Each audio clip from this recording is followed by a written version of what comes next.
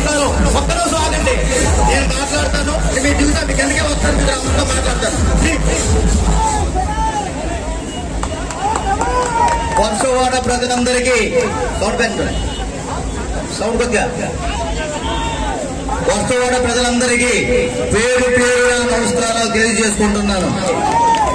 నా పుట్టినూరు కన్నా చుట్టుపక్కల ఏరియా కన్నా 1000కి పైగా మెజారిటీ మీరు నా మీద అభిమానాన్ని, తెలుగుదేశం పార్టీ మీద ఉన్న అభిమానాన్ని, మీలో ఒకరిని అని గుర్తించి మావాలని మీరు ఈ రోజు నన్ను ఎంత విజయం గెలుచుకుంటారంటే వర్షవాడ ప్రజలందరికీ పేరు పేరున శిరస్సు ఉంచి నమస్కారాలు చేస్తున్నాను. బూతులు పోస్తున్నాను, కౌంటింగ్ లోపల ఉన్నాను, ఏ ఊరు ఎంత వస్తుందని చూస్తున్నాను. వర్షవాడ లాగాన ఒక్కసారి 10,000 మెజార్టీకి వెళ్ళిందంటే అది వర్షవాడ ప్రజల ఆస్తులని నేను మరీ కోరుకుంటున్నాను. మీ రుణం తీర్చుకుంటాను, వర్షవాడ ప్రజలందరూ రుణము తీర్చుకుంటాను. ఒక సామాన్యుడికి, ఒక ఆర్డినరీ పర్సన్ కి తెలుగుదేశం పార్టీ ఎన్డీఏ కూటమి అభ్యర్థిగా నాలాంటి వారికి దిక్కదిచ్చి గెలిపించని చంద్రబాబు నాయుడు గారు పిలిపిస్తే మీ అందరూ తెలుగుదేశానికి తిరుగులేదని చెప్పి మామిడి గోవిందరావు అనే వ్యక్తి మాతో ఉండే వ్యక్తిని కూడా మీరు ఓట్లేశారే. అసలు దాన్ని ఎవరు మర్చిపోలేని వ్యక్తిని నేను చూశాను. ఏ ఊరు కూడా, ఏ వాడ కూడా వర్షవాడంతా మెజార్టీ అయితే ఇంతవరకు ఎవరు ఇవ్వలేదని మీకు తెలియజేసుకుంటున్నారు. నేను చూశాను, నా ఊరు కూడా 1000 ఓట్లే వచ్చాయి. కానీ నా ఊరు కన్నా వర్షవాడు ఓట్లే అత్యధికంగా వచ్చాయని మీ అందరికీ తెలియజేసుకుంటూ మరొకసారి మీ అందరికీ నేను కాదు ఇక్కడ ఎమ్మెల్యే, ఇక్కడ ఉన్న అక్క చెల్లెలు అన్నదమ్ములు మీరు ఎమ్మెల్యేలు. ఇక్కడ మీకు ఏ అవసరం ఉన్నా, ఏ బాధలున్నా నా దగ్గరికి రండి. రాత్రి ఏ టైం అప్పుడే ఆపండి. రాత్రి ఏ టైం ఉన్నా, ఎప్పుడు ఏ అవసరం ఉన్నా, పేదవాళ్ళైనా, మధ్యతరగతి కుటుంబం వాళ్ళైనా, సామాన్యులైనా సరే నేను ఒక సామాన్యునికే ఎమ్మెల్యే అది గుర్తించుకొని మీరు అందరూ ఉన్నారు. ఈయనకి మాట్లాడితే ఏమంటారు, ఇంట్లో ఏ టైంలో ఫోన్ చేస్తే ఏమంటారు,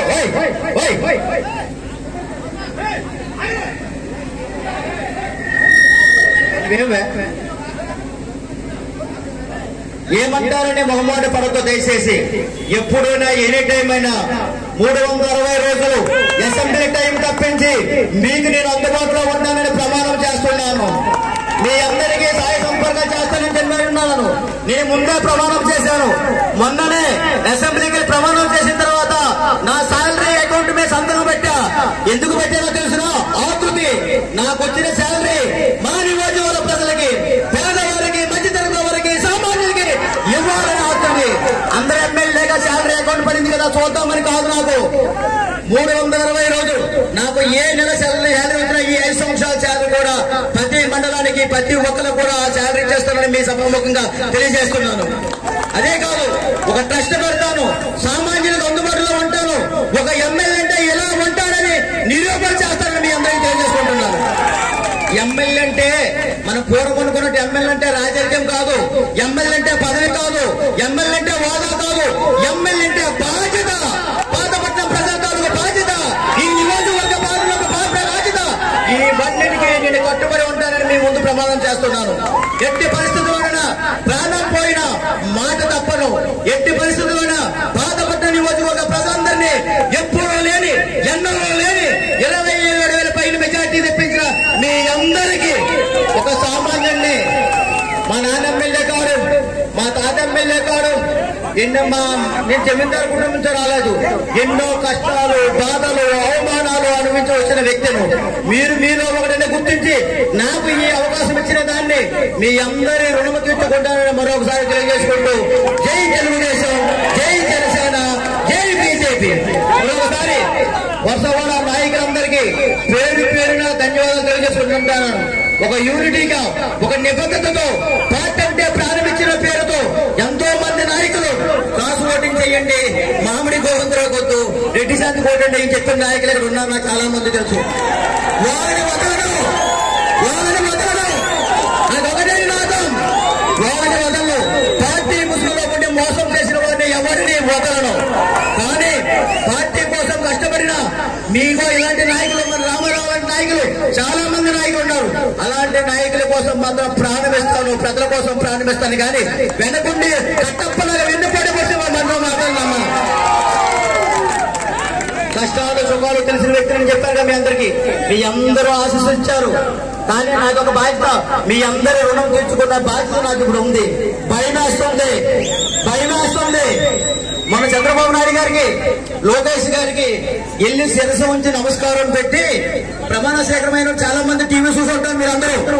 నేను ఆయన దగ్గరికి వెళ్ళి నమస్కారం దగ్గర లోపని ఒక శ్రీరాముడికి ఆంజనేయుడు ఎలా తీసుకుంటారు, శ్రీరాముడికి ఆంజనేయుడు ఎలా తీసుకుంటారు, నాకు అలాగా చంద్రబాబు నాయుడు దగ్గరగా కౌలుగా తీసుకొని బాగా గెలిచావు, బాగుంది, మీ ప్రజలు ఆశీర్వదించారంటే సార్ నన్ను చూసి ఓటేయలేదు. లోకేష్ గారు, చంద్రబాబు నాయుడు గారు ఆశీస్సులు ఉన్నాయి. పాతపట్న నియోజకవర్గం వెనుకబడి ఉన్న నియోజకవర్గం, ఈ ఎన్నికబడిన నియోజకవర్గం అభివృద్ధి చెందాలంటే తప్పనిసరిగా మామిడి గోవిందరావు గారికి, లోకేష్ గారు, చంద్రబాబు నాయుడు గారి ఆశీస్సులు ఉన్నాయి. కాబట్టి పాతపట్న నియోజకవర్గం అభివృద్ధి చెందుతుంది. మాకు ఉపాధి అవకాశాలు లేవు, మాకు మౌలిక వసతులు లేవు, ఇవన్నీ వస్తాయని నాకు నమ్మి ఓటేశారు. కానీ నా మీద నమ్మకం కాదు సార్, రేపు మీ మీదే నమ్మకం అని చెప్పాను ఆయనకి.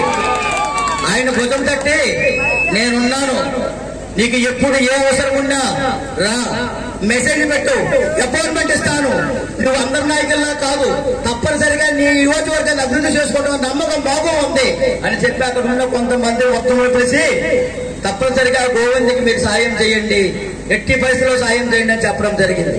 అదేవిధంగా ఎంపీ రామ్మోహన్ నాయుడు గారు మన కేంద్ర మంత్రి, మనందరము గర్వించదగ్గ విషయం, మన బ్లడ్, మన సీడీ బ్లడ్, అలాంటి వ్యక్తి ఈ రోజు కేంద్ర కేబినెట్ లో మంత్రిగా ఉన్నారు. మన సమస్యలు తప్పనిసరిగా తీరుతాయి. అదేవిధంగా అచ్చెన్నాయుడు గారు ఆశీస్సులు మన అందరికీ ఉన్నాయి. ఆయన వ్యవసాయ శాఖ మినిస్టర్ గా వచ్చున్నారు. మన అందరి కష్టాలు తీరుతాయి. లిఫ్ట్ ఇరిగేషన్ నుంచి కొన్ని పనులు, వ్యవసాయానికి సంబంధించిన పనులన్నీ తీరుతాయని మీ అందరికీ నేను తెలియజేసుకుంటున్నాను. నా వంతు నుంచి మీరు ఒక్కటే వాళ్ళు గుర్తుంచుకోండి, మామిడి గోవిందరు ఎమ్మెల్యే అయ్యాడు, ఇక దావా కార్యక్రమాలు చేయడు అనే ఆలోచన పక్కన పెట్టేయండి. ఎవరికి ఏ అవసరం ఉన్నా ప్రభుత్వం సైడ్ నుంచి అందడం లేట్ అయినా సరే నా సైడ్ నుంచి తప్పనిసరిగా మీ అందరికీ వచ్చి మీ ముందుకు వచ్చి ఎవరికి అవసరం ఉన్నా సరే సాయం చేస్తారని తెలియజేసుకుంటున్నాను. అన్నొచ్చాడు, రామారావు వచ్చాడు. అందరికీ మరోసారి కృతజ్ఞతలు సెలవు తీసుకుంటున్నాను. అమ్మా దీపక మీ దగ్గరకు వస్తాను.